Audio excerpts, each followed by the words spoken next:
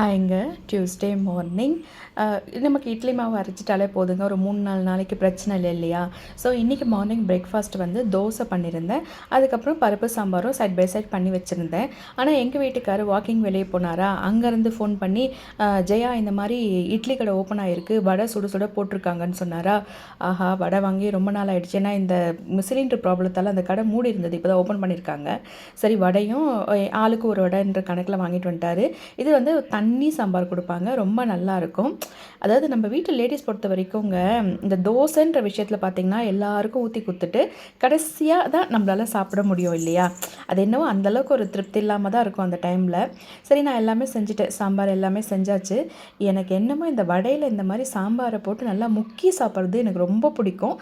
உங்களுக்கு பிடிக்கும்னா கமெண்ட்டில் ஷேர் பண்ணுங்கள். வெயில் நாளுக்கு நாள் ஏறுதுங்க. நான் என்ன சொல்கிறதுனே தெரியல. அதும்பாட்டுன்னு சும்மா இருந்த வானம் ஒரு 2 நாளாக சாயந்தரம் நானும் தூவல் போடுறேன்னு சொல்லிட்டு லைட்டாக தூறல் போட்டு விட்டுடுச்சா, அது என்ன ஆச்சு, இருந்த ஹீட்டையும் நல்லா கிளப்பி விட்டுடுச்சு. ஆல்ரெடி ஹீட்டு தான், அதாவது மழை பெஞ்சா இன்னும் நல்லா பெய்யணும், இல்லைன்னா இந்த மாதிரி சும்மா லைட்டாக தூறல் போட்டதுன்னு வச்சுக்கோங்களேன், ஹீட் வந்து இன்னும் தான் ஜாஸ்தி ஆகிடும்.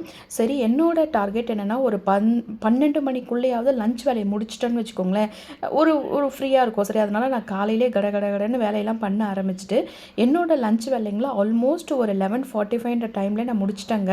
ஏன்னா 12 மணி மேலெலாம் நின்று யாருங்க சமைக்கிறது அந்த வெயிலில், சொல்லுங்கள் பார்க்கலாம்.